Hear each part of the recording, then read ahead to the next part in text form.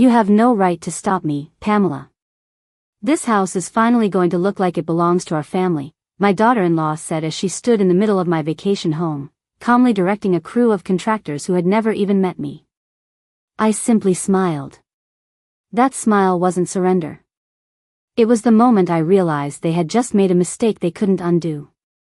Christmas had always carried a special kind of silence at my lake house in northern Michigan.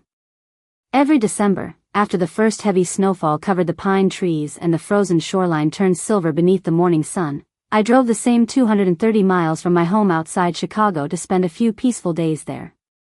It wasn't a mansion, and it wasn't meant to impress anyone. It was a warm cedar home overlooking Crystal Lake, built 31 years earlier by my late husband, Stephen James, with his own hands and more determination than money. Every beam, every stone around the fireplace, every window facing the lake held a memory that could never be replaced. Since Stephen passed away 4 years ago, I had continued the tradition alone. I decorated the same 8-foot Christmas tree, baked cinnamon cookies that filled the house with familiar warmth, and placed his favorite red plaid blanket across the old leather chair beside the fireplace. Some people pitied me for spending Christmas alone there, but they misunderstood. I wasn't lonely. I was keeping a promise. Stephen used to tell me that as long as someone remembered why the house existed, it would always remain alive. This year, however, life had become unusually busy. My son Christopher had encouraged me to stay home for most of December because the roads might become dangerous after several winter storms. Lucy, his wife, had agreed with surprising enthusiasm, insisting that I deserved a restful holiday after turning 69 earlier that year. Looking back, I realized they had been strangely interested in my schedule. At the time, I assumed they were simply worried about me. I wanted to believe that. Family deserves the benefit of the doubt until they prove otherwise. 3 days before Christmas, the weather forecast suddenly changed. Instead of another snowstorm, clear skies were expected for nearly a week. I looked out my kitchen window that morning, watched sunlight sparkle across the frost, and decided there couldn't be a better surprise than arriving at the lake house a few days early. I packed homemade cookies, wrapped several small Christmas gifts for Christopher and Lucy, loaded my SUV, and began the familiar drive north. Christmas music played softly through the speakers while highways gradually gave way to narrow roads surrounded by towering evergreens dusted with fresh snow. As I turned onto the private gravel lane leading toward the property, something immediately felt wrong. My first clue wasn't visual. It was the sound. Instead of hearing only the wind moving through the trees, I heard power saws, nail guns, and the steady hum of construction equipment. Then I rounded the final bend. 2 large contractor trucks were parked beside my driveway. A dumpster sat near the detached garage, overflowing with broken drywall, old cabinets, and furniture wrapped in plastic. My heart didn't race. It simply became very still. I slowed my vehicle until it stopped beside the mailbox. There was no notice from the county. No emergency vehicles. No fallen trees. Just workers moving confidently around my property as though they belonged there. I stepped out into the crisp 28-degree air and quietly closed the driver's door. One young contractor nodded politely as he carried stacks of lumber across my front porch. "Morning, ma'am," he said with the casual friendliness of someone assuming I was just another visitor. "Morning," I answered. My voice remained calm, though every instinct told me something impossible was unfolding inside the home Stephen had built. The front door stood wide open despite the cold. I walked inside slowly. The scent of fresh sawdust replaced the familiar aroma of cedar. Plastic sheets hung from the ceiling. My antique dining table was gone. The old pine bookshelf Stephen had handcrafted had disappeared. Workers climbed ladders while another measured the living room walls with a laser level. Then I heard her voice. "No, that wall comes out next week," Lucy said confidently. "And the stone fireplace has to go. It's dark, outdated, and honestly, I hate it." I turned toward the living room. There she stood in a cream-colored designer coat, holding architectural drawings in one hand and a cup of expensive coffee in the other. She hadn't seen me yet. She smiled at the foreman with complete confidence, pointing directly toward the fireplace Stephen had spent an entire summer building stone by stone. Once that's removed, she continued, this place will finally feel like our home. My fingers tightened around the handle of the small tin containing the Christmas cookies I had baked the night before. Not because I was angry. Because I suddenly understood that this wasn't a misunderstanding. This had been planned. Carefully. Quietly. Long before I drove up that snowy road. Lucy finally turned around. The color drained from her face for only a fraction of a second before she forced a bright smile. Pamela, she said, sounding almost cheerful. You're here earlier than we expected. I smiled back without saying a single word. Then, from somewhere deeper inside the house, I heard one contractor ask another, are we supposed to remove the locked office today too? I kept smiling because there was nothing to gain by reacting before I understood exactly what I was looking at. Lucy watched my face carefully, almost as if she expected me to raise my voice or demand that everyone leave immediately. When I did neither, her shoulders relaxed. She mistook my silence for confusion, and that was the first advantage I had that morning. The foreman stepped toward me with a clipboard tucked beneath his arm. He looked to be in his early 40s, dressed in a heavy work jacket dusted with sawdust. Ma'am, are you with the James family? He asked politely. I am Pamela James, I replied. I own this property. His expression shifted almost imperceptibly before he glanced toward Lucy. She answered before he could. She means she has owned it for years. Christopher and I are handling the renovation now. Her voice carried the confidence of someone who had repeated that sentence many times. The foreman nodded awkwardly, clearly unwilling to become involved in what he assumed was a family disagreement. We are just following the approved plans, he said. Of course, I answered pleasantly. Please continue. Lucy seemed surprised that I had not challenged him. She walked toward me with a practiced smile. We wanted this to be a surprise, she said. The place has been outdated for decades. Christopher agreed that it was time to modernize everything before the next holiday season. I looked around the living room. The antique oak coffee table Stephen had restored was nowhere to be seen. The hand-woven rug my mother had given us on our 10th anniversary had disappeared. Even the framed photographs that usually rested on the mantel had vanished. Where are our family things? I asked quietly. Most of the old items were moved into storage, Lucy replied with a casual wave of her hand. Some pieces were honestly beyond saving. We had to make practical decisions. Practical. It was a word people often used when they wanted to justify replacing history with convenience. I walked slowly toward the window overlooking the frozen lake. Outside, 2 workers carried several wooden boxes from the garage toward the dumpster. One box caught my attention immediately because I recognized Stephen's handwriting across the side. It read Christmas decorations.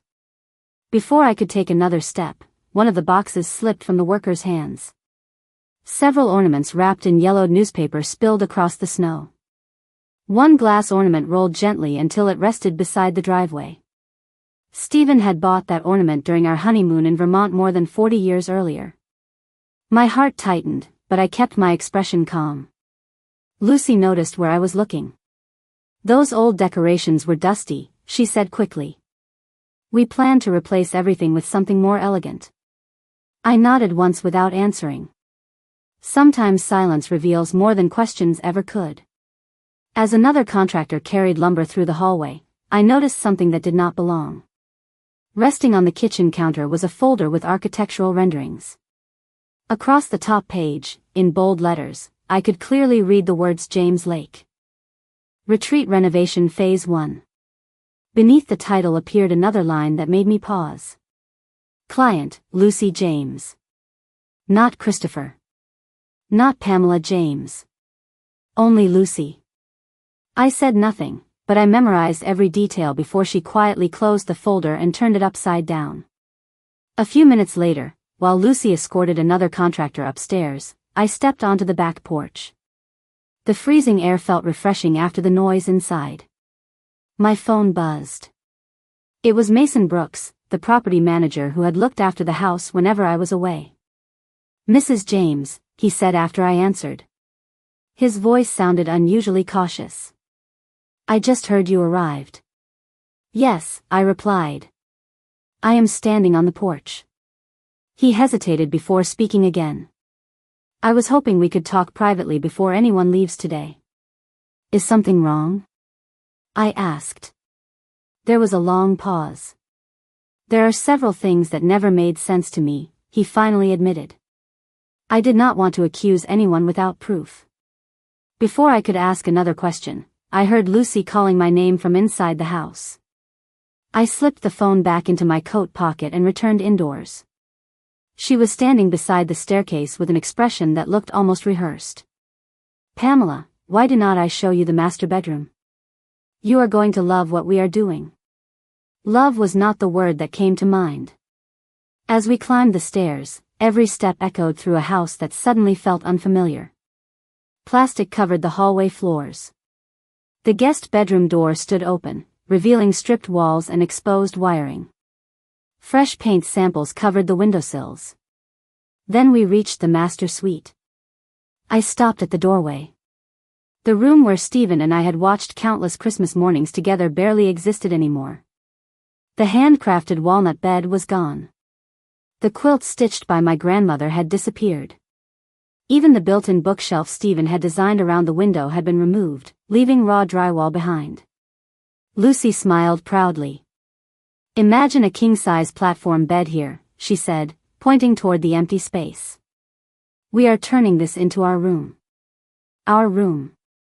She spoke those words naturally, as though the future had already been decided. I looked at her, then slowly around the room once more.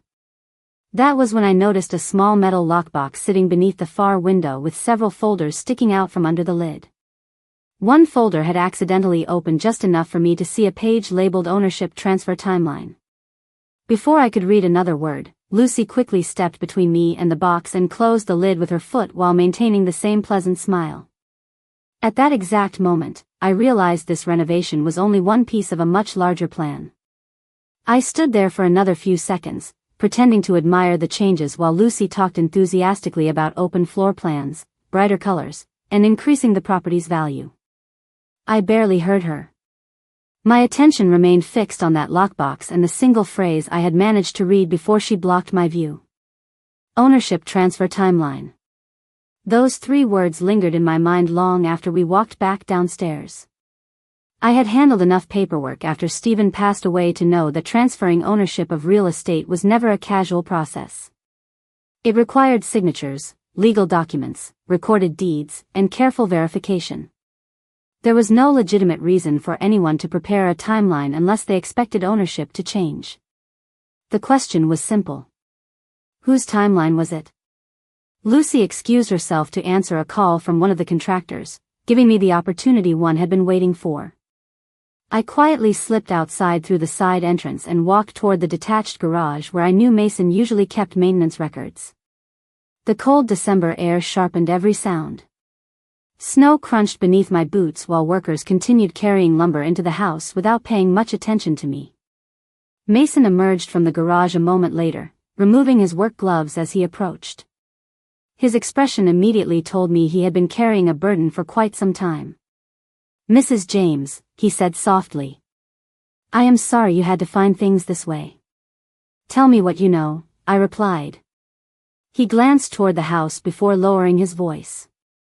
"About 6 weeks ago, Lucy contacted me. She said Christopher wanted to surprise you with a complete renovation for Christmas." At first, it sounded thoughtful. I nodded. That explanation would have convinced almost anyone. She asked for copies of utility records, maintenance schedules, and contractor recommendations, Mason continued. That was not unusual either. Then she asked me for something I could not provide. "What was that?" I asked. "She wanted every spare key to the property, including the key to your private office." I felt the weight of those words settle quietly inside me. Stephen had converted a small room beside the library into a private office years ago. Important family documents, insurance files, original property records, and personal letters were all stored there. Very few people even knew what was inside. "Did you give her the key?" I asked. Mason shook his head immediately. "No. I told her only you could authorize that." He hesitated before reaching into his coat pocket. That is when things became strange. He handed me a folded photocopy of a work authorization form.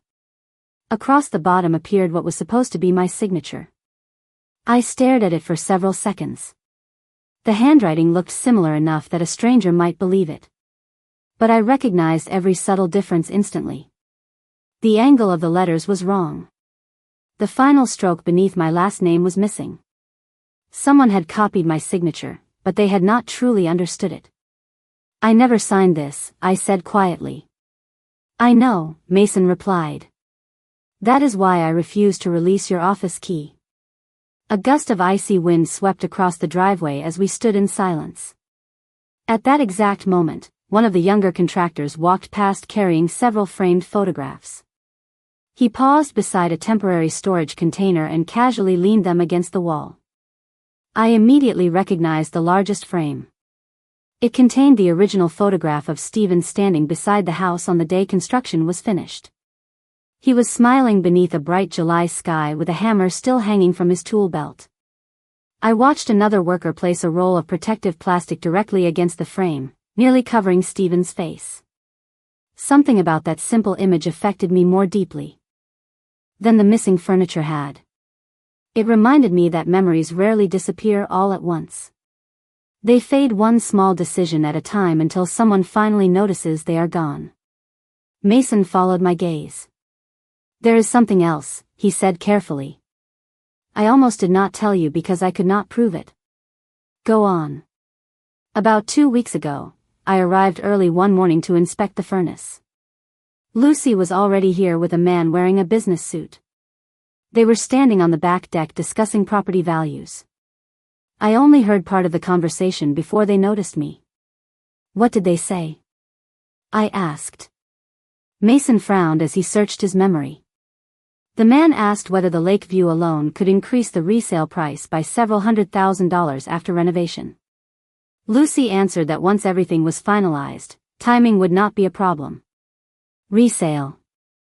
The word echoed in my mind like a distant church bell. Stephen had built this house for future generations, not for the real estate market. Yet someone had already begun speaking about selling it. Before I could respond, my telephone vibrated again. This time the screen displayed Christopher's name. I answered immediately. "Mom," he said cheerfully. "How was your afternoon?" His voice sounded perfectly relaxed, as though nothing unusual was happening.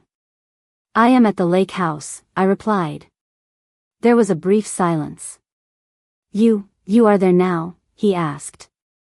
"Yes." Another pause followed, slightly longer this time. "I thought you said you were staying home until after Christmas." His surprise sounded genuine. I knew my son well enough to recognize when he was pretending. This did not sound like pretending. It sounded like someone who truly had not expected me to arrive. I chose my next words very carefully. The weather changed, so I decided to make the drive. "Is everything all right?" he asked. I looked through the garage window toward the house where Lucy was laughing with the foreman while pointing at the living room fireplace. "Everything is very interesting," I answered. Christopher hesitated before saying, "Mom, there is something we should probably discuss when I get there tomorrow." Tomorrow. He believed he still had almost 24 hours before facing whatever had been unfolding inside this house. After we ended the call, I slipped the forged authorization form into my handbag. As I turned back toward the house, I noticed movement through the office window. Someone had finally managed to unlock Stephen's private office, and 2 contractors were carrying empty filing boxes inside. I did not run toward the office, and I did not demand that the contractors stop. Years of experience had taught me that people revealed far more when they believed no one was paying close attention. Instead, I walked back into the house at the same unhurried pace I had maintained all afternoon. Lucy noticed me almost immediately. "Everything all right?" she asked with a polished smile. "Perfectly fine," I replied. I was simply enjoying the fresh air. She searched my face for a moment, as though trying to determine whether I had discovered anything outside. Whatever she saw appeared to satisfy her because she turned back to the foreman and resumed discussing cabinet finishes for the kitchen. I quietly stepped away and wandered through the house, allowing my memories to fill the empty spaces that construction dust could never erase. The living room had always been the heart of our Christmas celebrations. Stephen insisted on cutting our own tree every year from a small family-owned tree farm about 15 miles away. He refused to buy pre-cut trees because he believed choosing one together was part of the tradition. I could still picture him standing in heavy boots with snow collecting on his shoulders while pretending every tree we passed was somehow not quite perfect. Our son Christopher had laughed through those freezing mornings as a little boy, carrying a thermos of hot chocolate that was always too large for his small hands. By the time we returned home, the fireplace would already be warming the room, and the scent of cedar mixed with cinnamon filled every corner of the house. None of those memories increased the market value of the property. Yet they were the reason the house mattered. I slowly reached the fireplace and rested my fingertips against one of the gray stones Stephen had carefully selected from a nearby quarry decades earlier. Every single stone had been placed by hand. He often joked that if one day I ever became angry with him, at least I would know he had literally built something that would outlast every disagreement. I smiled softly at the memory. Then I noticed several bright orange markings on the stonework. Spray paint. Small circles and lines used by contractors to indicate where demolition would begin. Someone had already planned exactly how to tear it apart. Before I could think further, the foreman approached carrying a clipboard. "Mrs. James," he said respectfully, "we are scheduled to begin removing the fireplace after Christmas if everything stays on schedule." "Who approved that?" I asked gently. He looked surprised by the question. "The client approved the full demolition package last week." "Did you ever meet the property owner?" He hesitated. I assumed I had. Our conversation ended as Lucy called his name from the dining room, but the uncertainty in his expression told me something important. He had accepted documents and instructions in good faith. He had never intentionally ignored the owner's rights. That distinction mattered. Honest mistakes could often become valuable witnesses later. I continued upstairs and paused outside Stephen's former office. The door stood open now. Two contractors were measuring walls while discussing where built-in shelving would eventually be installed. The old oak desk had been pushed toward the center of the room, and several filing cabinets stood partially open. One worker looked at me politely. "We are almost finished clearing everything out, ma'am." "Where are the files going?" I asked. "The homeowner requested that everything be boxed and moved into temporary storage," he answered. I looked toward the hallway. Lucy was nowhere in sight. Quietly, I walked to the desk and opened the top drawer.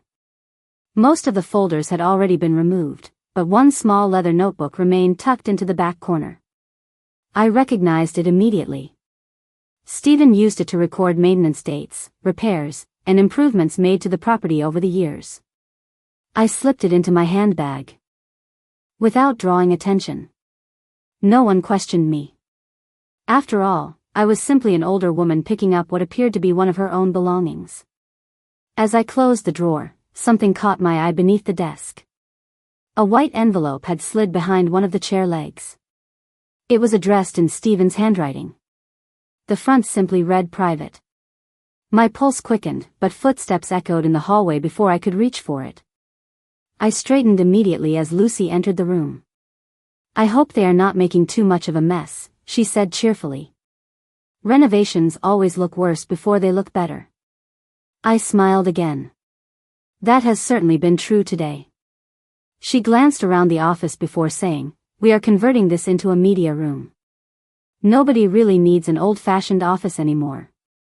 I almost laughed. Stephen had believed the opposite. He kept every important document in paper form because he trusted well-organized records more than changing technology. I wondered whether Lucy understood just how carefully he had documented everything connected to this house. Probably not. She seemed focused on appearances rather than history. A few minutes later, while she escorted another supplier toward the kitchen, I quietly returned to the office. The hallway was empty. I knelt beside the desk and reached for the envelope. It had become trapped beneath one of the desk legs, requiring a gentle tug before it came free. I slipped it into my handbag without opening it. There would be time to examine it later, somewhere private. As I stood, another detail immediately caught my attention. Resting on top of one filing cabinet was a printed inventory sheet listing every item that had been removed from the office. Most entries appeared ordinary until I reached the final line. Original property deed. Status, pending retrieval. My smile faded for the first time that day. The original deed had never been stored in this office. Stephen and I had placed it somewhere else years ago, a location known only to the two of us. Which meant someone was actively searching for a document that they believed should already be in their possession, and at that exact moment I realized they had not yet found what they had come for. I waited until evening before leaving the house. I thanked the foreman for his time, wished the workers a safe trip home, and even told Lucy that I hoped the weather stayed clear for the rest of the renovation. She looked almost relieved by how agreeable I seemed. That relief was exactly what I wanted. People become careless when they believe they have already won. Instead of driving back toward Chicago, I checked into a small family-owned inn less than 5 miles from the lake. Stephen and I had stayed there years earlier while our house was being painted, and the owner, Mrs. Helen Carter, still recognized me. She welcomed me warmly, handed me a brass room key, and asked whether I would be spending Christmas at the lake house again. I smiled gently and answered that my plans had become a little more complicated than expected. Once inside my room, I finally allowed myself to sit down. The silence felt different now. It was no longer peaceful. It was the silence that comes before important decisions.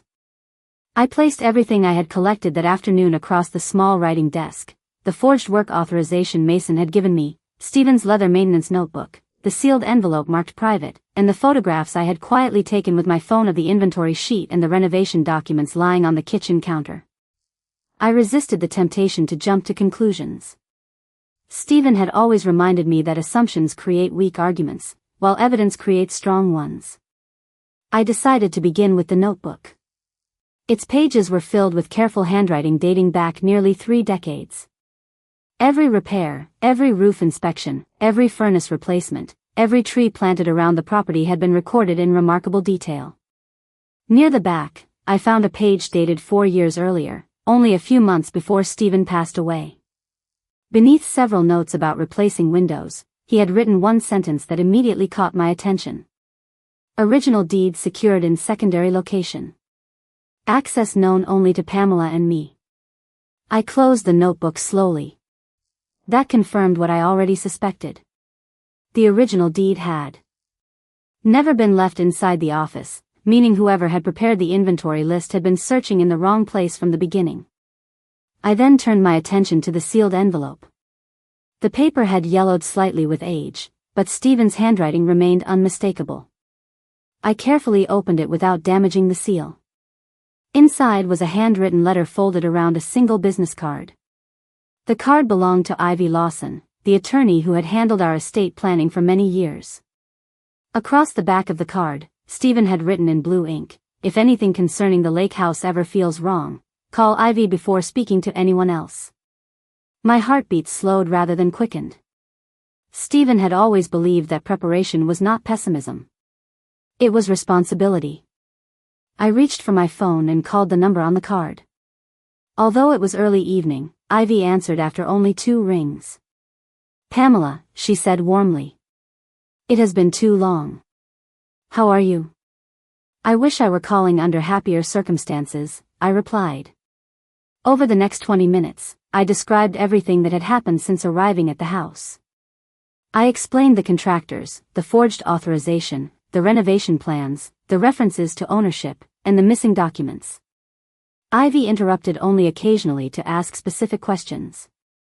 When I finished, she remained silent for several moments. Finally, she spoke in the calm, measured tone that had always made me trust her judgment. "Do not confront anyone yet," she said. "Based on what you have told me, there may be several separate issues here. Unauthorized construction is one matter. Property ownership is another. We need facts before we take action." "What should I do?" I asked. "Allow them to continue believing you are unaware of the larger picture," she answered. "Meanwhile, I will begin reviewing every filing connected to the property, including county records, permits, and any recent document submissions." I thanked her, but before ending the call she added something unexpected. "There is one question I need you to answer honestly. Has Christopher behaved strangely during any of this?" I thought carefully before responding. He sounded genuinely surprised when I told him I had already arrived at the house today. Another brief silence followed. "That is important," Ivy said quietly. "It may mean he does not know everything." After we ended the call, I leaned back in my chair and replayed Christopher's reaction in my mind. His hesitation had not sounded rehearsed. If he truly believed I would not arrive until after Christmas, then someone had intentionally relied on that assumption. The question was whether Lucy had simply failed to inform him or had deliberately kept him in the dark. My thoughts were interrupted by a text message from Mason. It contained only one sentence. "The contractors are returning at 7:30 tomorrow morning, and they have scheduled demolition of the fireplace." I stared at the message for several seconds. The fireplace was not just another feature of the house. It was the emotional center of everything Stephen had built. If it disappeared, something far more valuable than stone would be lost forever. I immediately forwarded the message to Ivy. Her reply arrived less than a minute later. "Do not stop the work tomorrow morning. I have another idea." That single sentence surprised me. Every instinct urged me to protect the fireplace immediately, yet Ivy clearly believed patience would strengthen our position. I trusted her enough to wait. Before going to bed, I opened the curtains overlooking the snow-covered parking lot. Soft flakes had begun falling again beneath the streetlights. My phone buzzed one final time before midnight. It was not from Ivy or Mason. It was an automated notification from the County Property Records Office informing me that an online inquiry regarding my lake house had been submitted earlier that afternoon. I frowned as I opened the details. The inquiry had not been made under my name. It had been submitted using someone else's account, and the name displayed on the screen made me realize tomorrow might change everything. I slept very little that night. Not because I was frightened, but because too many pieces had begun fitting together in ways I had never expected. Before sunrise, I poured a cup of coffee from the small machine in my room and opened the county notification again. The online inquiry into my property had been submitted under the account of a local real estate consultant whose name I did not recognize. It was not illegal to search public records, but it confirmed that someone outside my family had become involved. I immediately forwarded a screenshot to Ivy Lawson. Her reply arrived only a few minutes later. "Do not respond to anyone. Observe everything. Let them continue." I trusted her judgment, even though every instinct urged me to drive straight to the house and stop the demolition before another stone was touched. At 7 o'clock, I met Mason in the parking lot behind the inn. Snow covered the tops of our vehicles, and the cold morning air carried the familiar scent of pine. He handed me a folder containing copies of maintenance logs, contractor invoices, and every email he had exchanged with Lucy over the previous 6 weeks. "I printed everything before anyone could ask me to delete it," he said quietly. I thanked him and placed the folder beside me on the passenger seat. "Has anyone asked about me?" I asked. Mason nodded. "Lucy called twice last night. She wanted to know whether I had spoken with you after you left."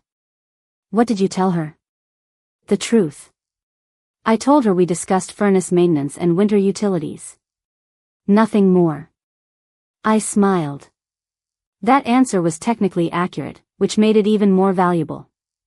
We drove separately toward the lake house. When I arrived, the contractors had already unloaded their equipment. Long extension cords stretched across the snow, and protective sheets covered the living room floor around the fireplace. The foreman greeted me with a polite nod. "Good morning, Mrs. James." "Good morning," I replied pleasantly. "Busy day?" "Very busy," he answered. "We hope to finish preparing the fireplace today." I noticed he had changed his wording. Yesterday he had spoken confidently about demolition. Today he spoke only about preparation. Small differences often reveal uncertainty. I stepped inside and found Lucy reviewing cabinet samples with an interior designer. She looked genuinely surprised to see me again. "I thought you were heading back home," she said with a smile. "I decided to stay nearby for a few days," I answered. "It is Christmas, after all." She forced another smile, though I noticed the slight tightening around her eyes. My continued presence was clearly disrupting whatever schedule she had expected. While they discussed paint colors, I quietly walked toward the fireplace. Bright orange markings still covered the stonework, but no tools had touched it yet. One younger contractor stood nearby studying a set of revised drawings with a puzzled expression. "Is something wrong?" I asked gently. He looked embarrassed. "Nothing serious, ma'am. We received updated instructions this morning." "Updated?" "Yes. The client asked us to delay removing the fireplace until further notice and focus on the upstairs rooms instead." I thanked him without asking another question, but inside I immediately wondered why the schedule had changed overnight. Ivy had advised me not to interfere. Had something else already begun happening behind the scenes? Before I could think further, Christopher's truck pulled into the driveway. I watched through the front window as he climbed out carrying several wrapped Christmas gifts. His face brightened when he saw me standing inside. The smile disappeared almost instantly when he noticed the construction equipment surrounding the house. He walked through the front door looking genuinely confused. "Mom," he said, embracing me warmly. "I did not realize you would still be here." "I decided to stay," I replied. He looked around the room slowly. "Lucy, what exactly is all this?" She answered with remarkable confidence. "Honey, I told you. We accelerated the renovation schedule so everything would be finished sooner." Christopher frowned. "I knew we were repainting and updating a few rooms next year. I did not know we were tearing half the house apart before Christmas." My heart remained steady, but inside another important piece slid into place. He had known something. Just not everything. Lucy laughed lightly, attempting to dismiss his concern. "There were a few changes after we spoke. I wanted to surprise everyone." Christopher looked unconvinced but said nothing further. While the contractors continued working around us, I quietly excused myself and stepped onto the back deck, giving them privacy while also creating an opportunity to observe. Their conversation drifted faintly through the partially open kitchen window. At first, they spoke too softly for me to distinguish individual words. Then Christopher's voice became slightly clearer. "Did you really authorize all of this without showing me the final plans?" There was a brief silence before Lucy answered. "I handled everything because you have been busy. Trust me. It will all make sense." Those words lingered in the cold air. Trust me. They sounded less like reassurance and more like a request not to ask further questions. My phone vibrated. Ivy was calling. "I have news," she said without preamble. "I reviewed the county filings first thing this morning. There has been no ownership transfer, no recorded deed change, and no valid permit application authorizing structural work." I exhaled slowly. "Then none of this has legal approval?" "Not as it currently stands," she replied. "But there is something else. Late yesterday afternoon, someone attempted to schedule an expedited consultation regarding a future deed transfer. The appointment was never completed because several required documents were missing." "Who scheduled it?" I asked. Ivy paused for a moment. The request listed Lucy as the contact person, but the electronic submission identified another individual as the preparer. Before she could tell me the name, I heard raised voices inside the house. Christopher had opened the door to Stephen's former office. "Why are these filing cabinets empty?" he asked. "And where did all of my father's records go?" I ended the call immediately and turned toward the doorway. As I stepped inside, I saw Christopher holding a printed inventory sheet in his hands, and the expression on Lucy's face told me she had not expected him to find that document before anyone else. I watched the room carefully without saying a word. Christopher stood beside the filing cabinet holding the inventory sheet in both hands, reading each line more slowly than the last. Lucy took 2 quick steps toward him, her smile returning almost instantly, but it looked strained now. "That is only a contractor inventory," she said lightly. "They needed to know what was in the room before remodeling." Christopher did not answer immediately. Instead, he turned another page attached behind the inventory list. "Why does this mention original property records?" he asked. "And why would anyone need to retrieve the deed?" Lucy laughed softly. "Because every renovation company asks for ownership paperwork before major projects. It is completely normal." Her explanation sounded reasonable on the surface, but I noticed the foreman, who happened to be carrying a toolbox past the office door, slow his pace for just a moment.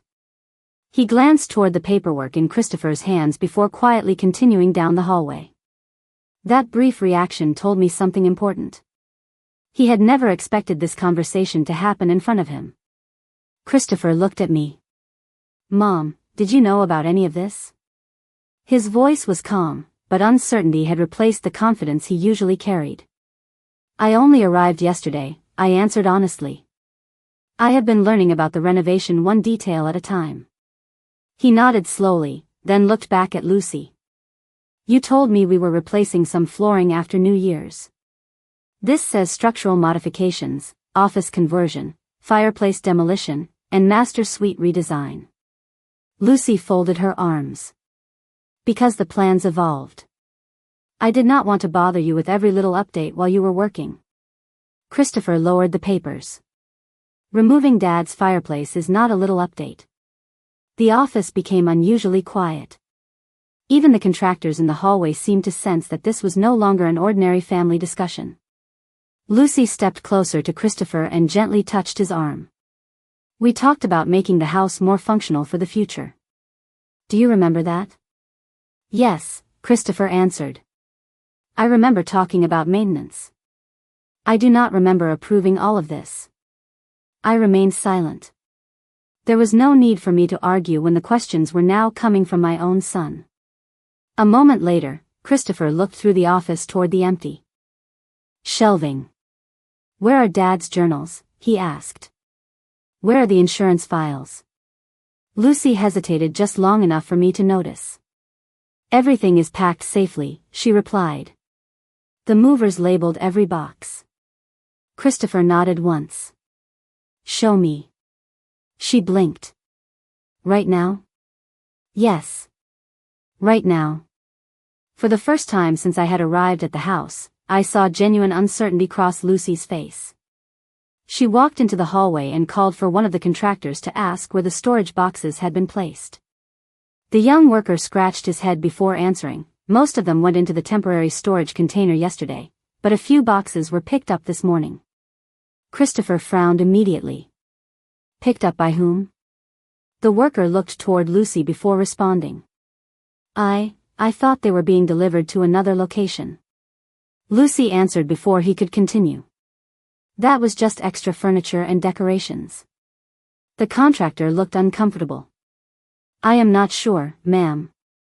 I remember seeing file boxes too." An awkward silence settled over the room. Lucy quickly changed the subject by suggesting everyone take a break for lunch, but the easy confidence she had displayed the day before was beginning to disappear. While the workers headed toward the kitchen, my phone vibrated discreetly inside my coat pocket. It was a text from Ivy. I stepped into the hallway before reading it. "I have confirmed that no licensed moving company was registered to transport business records from the property. Ask no questions. Keep watching." I slipped the phone away just as Mason quietly approached from the back entrance carrying a small toolbox. He leaned close enough that only I could hear him. I checked the security cameras from the maintenance shed, he whispered. One recording disappeared. I looked at him carefully. Disappeared? He nodded. Only one.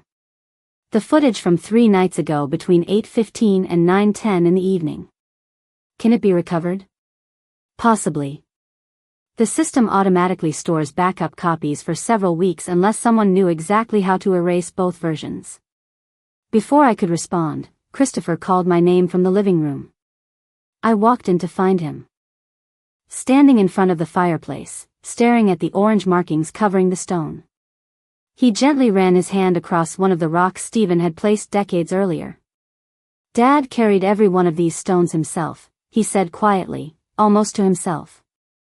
I remember helping him mix mortar when I was 10. He turned toward Lucy. Why would you remove something that means this much to our family?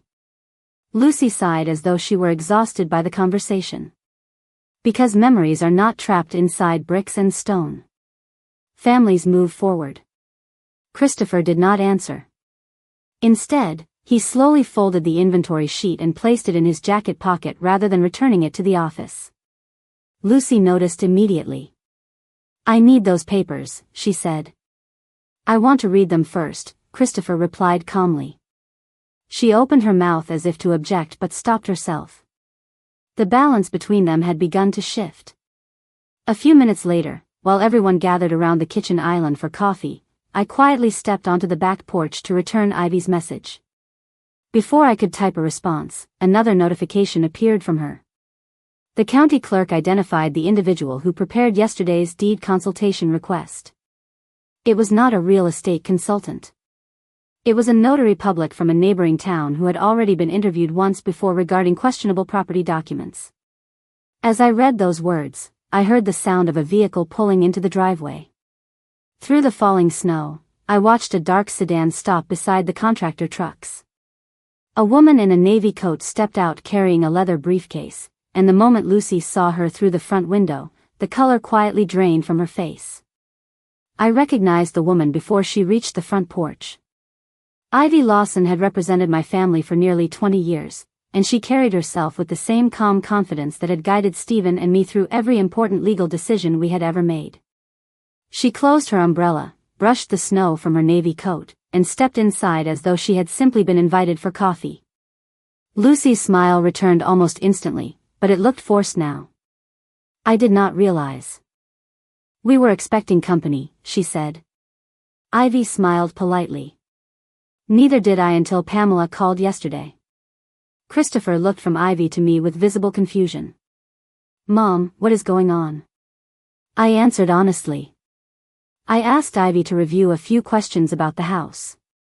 Ivy placed her leather briefcase on the dining room table before greeting everyone individually. She shook Christopher's hand warmly, nodded courteously to Lucy, then introduced herself to the foreman, who seemed relieved to meet someone willing to explain the legal side of the situation. I do not intend to interrupt your work, Ivy told him. I only need to clarify a few matters regarding documentation. The foreman immediately reached for his clipboard. Of course, he said. Whatever you need. Lucy stepped forward before he could hand it over. I am sure all of the paperwork is perfectly fine, she said with an easy laugh. This is just a family misunderstanding. Ivy did not argue. Instead, she calmly opened her briefcase and removed a neatly organized folder. Perhaps, she replied. That is exactly what I hope to determine. She asked the foreman several straightforward questions. Who hired the company? Lucy. Who signed the construction agreement? Lucy. Who provided access to the property? Lucy. Who represented herself as the client's authorized decision-maker? Lucy. None of the questions sounded accusatory. They simply established facts. The foreman answered each one honestly, occasionally glancing toward Lucy as though seeking reassurance that he had done nothing wrong. Ivy thanked him after every response, making it clear that her concern was not with the construction crew. That simple approach noticeably relaxed everyone except Lucy. Then Ivy asked one final question. Before beginning structural work, did your company receive proof that the individual approving these changes was the legal owner of the property? The foreman hesitated. We received copies of documents showing family authorization. Copies? Ivy repeated gently. Yes. Original documents? No. The room fell quiet again. Christopher slowly folded his arms. Lucy, he said, what exactly did you give them? She answered. Quickly. Everything they needed. We already talked about this. Ivy remained composed. Would you mind showing us those documents? Lucy smiled again, but this time there was noticeable tension behind it. They are probably packed away with everything else. Ivy nodded as though that answer had been entirely expected. Fortunately, I requested certified copies of the county records this morning. She placed several documents on the dining room table. According to the county recorder's office, Pamela James remains the sole legal owner of this property. No deed transfer has been recorded. No ownership modification has been filed. No power of attorney authorizing another individual to make structural decisions exists. Christopher leaned forward to examine the paperwork himself. His expression became increasingly serious with each page he read. Halfway through the documents, another detail caught his attention. There is no approved permit for removing a load-bearing fireplace, he asked. Ivy shook her head. Not at this time. The foreman looked genuinely alarmed. Load-bearing, he repeated. Our crew was told engineering approval had already been completed. Ivy answered calmly. I have found no record of such approval. The foreman immediately reached for his phone and quietly stepped outside, apparently contacting his office before allowing any additional work to continue. Lucy tried to regain control of the conversation. This is all becoming much more dramatic than it needs to be, she insisted. We were only trying to improve the house for the family. Christopher looked directly at her. Then why was I never shown the final plans? She opened her mouth, paused, then replied, I thought you trusted me. He lowered his eyes briefly before answering. Trust does not replace honesty. No one spoke for several seconds. Even the contractors standing near the hallway remained respectfully silent. Ivy then removed another sheet of paper from her folder. There is one additional matter, she said. Yesterday afternoon, someone attempted to arrange an expedited consultation regarding a future property transfer. The request identified Lucy James as the contact person. Lucy immediately replied, planning ahead is not illegal. No, Ivy agreed. Planning ahead is not illegal. She paused before continuing. Submitting supporting information that cannot be verified is another matter entirely. Lucy's confidence faltered for only an instant, but it was enough for everyone in the room to notice. Christopher slowly turned toward her. What supporting information? He asked. Before she could answer, the front door opened again. The foreman returned carrying a large document envelope he had just retrieved from his truck. I almost forgot, he said apologetically. Our office asked me to keep this with the project file. He handed the envelope to Ivy. These are the copies we received before work began. Ivy thanked him and carefully opened the envelope on the dining room table. Inside were several familiar-looking documents, including the work authorization Mason had already shown me. Then she reached the final page and stopped. Christopher noticed immediately. What is it? He asked quietly. Ivy slowly turned the document around so we could all see it. At the bottom of the page appeared a signature intended to be mine. I studied it for only a second before speaking. That is not my signature. Ivy nodded once. I know. Christopher looked from the page to me, then toward Lucy, whose face had become completely still. Before anyone could say another word, Mason hurried in through the back entrance carrying a small locked metal box in both hands. He looked directly at me and said, Mrs. James, I found this inside the temporary storage container. Someone hid it behind the furniture, and I think you should be the first person to open it. The room remained completely silent as Mason placed the small metal box on the dining room table. Snow continued drifting past the windows while everyone stared at it as though the answer to every unanswered question rested inside. I recognized the box immediately.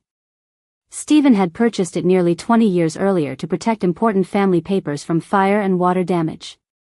He had once smiled at me and said that some things were too valuable to trust to memory alone. I reached into my handbag, removed a small brass key attached to my old key ring, and inserted it into the lock. It opened with a soft click. Inside lay several neatly organized folders, each labeled in Stephen's familiar handwriting. The first contained the original property deed. The second held copies of our trust documents. The third contained photographs taken throughout the construction of the house, documenting every stage from the foundation to the finished fireplace. At the bottom rested a sealed envelope addressed simply, "For Pamela." My hands trembled slightly as I opened it. Stephen's handwriting filled the page. He wrote that if I was reading the letter, he hoped it was only because someone had questioned the future of the home we had built together. He reminded me that the house had never been intended as an investment or a prize to be claimed. It was meant to remain a place where family gathered with honesty, gratitude, and respect. He also explained that every important legal document had been duplicated and stored with Ivy Lawson years earlier, specifically so that no confusion could ever arise about ownership. I quietly handed the letter to Ivy after reading it. She nodded, then placed both the original deed and the certified trust documents on the table beside the county records. "These documents are entirely consistent with the official filings," she said calmly. "There is no uncertainty regarding ownership." Christopher slowly lowered himself into a chair. He looked exhausted, not from physical work but from realizing how many assumptions he had made without asking enough questions. He turned toward Lucy. "Did you know Mom never approved any of this?" he asked quietly. Lucy looked at the floor before finally answering. "I believed she would eventually agree once everything was finished." Christopher shook his head gently. "That is not the same thing as asking." She tried to explain that she wanted to modernize the house, increase its value, and create a place that future generations would enjoy. Some of those intentions may even have been sincere, but good intentions could never replace honesty, permission, or respect. Ivy then addressed the foreman directly. "Your company appears to have relied on information provided in good faith. I recommend suspending all structural work until ownership authorization is properly confirmed." The foreman nodded immediately. "We already contacted our office. Effective immediately, all demolition and renovation activities are on hold pending written approval from the legal owner." He instructed his crew to gather their equipment without removing another stone, another cabinet, or another piece of trim. Watching them carefully pack away their tools brought me an unexpected sense of peace. Nothing important had been destroyed. The fireplace still stood exactly where Stephen had built it. The office could be restored. The family photographs could be returned to their shelves. Memories had been disturbed, but they had not been erased. Christopher walked with me into the living room and stood beside the fireplace for a long moment. "I should have asked more questions," he said quietly. "I assumed everything was being handled the right way because I trusted the process instead of paying attention." I placed my hand gently on his shoulder. "Trust is valuable," I replied. "But trust grows stronger when it is accompanied by communication." He nodded, his eyes lingering on the old stonework his father had built decades earlier. Later that afternoon, Lucy approached me privately before leaving the house. She looked very different from the confident woman who had greeted contractors only 2 days earlier. "I know an apology cannot undo everything," she said softly. "But I am sorry." I studied her face for several seconds before answering. "Mistakes can be repaired. Broken trust takes much longer. What happens next depends on the choices you make from this day forward." She lowered her eyes, thanked me quietly, and walked outside. I did not celebrate her embarrassment because that would have accomplished nothing. I cared far more about protecting what Stephen and I had built than about humiliating anyone. Over the following weeks, the unnecessary renovation plans were cancelled, the misplaced family belongings were carefully returned, and every important document was reorganized inside Stephen's office. Mason recovered backup security footage from an off-site archive, confirming the timeline of events should it ever be needed, though Ivy ultimately advised that resolving the matter within the family was the wiser path since no ownership transfer had occurred and the questionable paperwork had never been accepted by any public office. Christopher became actively involved in restoring the house instead of redesigning it. Together we rehung every photograph, unpacked every Christmas ornament, and returned my grandmother's quilt to the master bedroom where it had always belonged. On Christmas Eve, after the last contractor truck had disappeared down the snowy road and the house finally grew quiet again, I lit a fire in the same stone fireplace Stephen had built with his own hands. The familiar warmth filled the room just as it had for more than 30 years. Outside, snow covered the frozen lake beneath a pale winter moon. Inside, Christopher quietly placed the old glass ornament from our honeymoon onto the tree while I unfolded Stephen's red plaid blanket across the leather chair. For the first time in days, the house truly felt like home again. As I looked around the room, I realized that buildings can be repaired, documents can be protected, and misunderstandings can sometimes be resolved, but the greatest responsibility we ever carry is protecting the trust that gives a family its foundation. Stephen had built this house with cedar, stone, and patient hands. Keeping it alive would require something even stronger: honesty, respect, and the courage to ask before assuming. I smiled as the fire crackled gently beside us because this time my smile was not part of a plan. It was simply gratitude that the house, the memories, and the lessons it held would remain exactly where they belonged.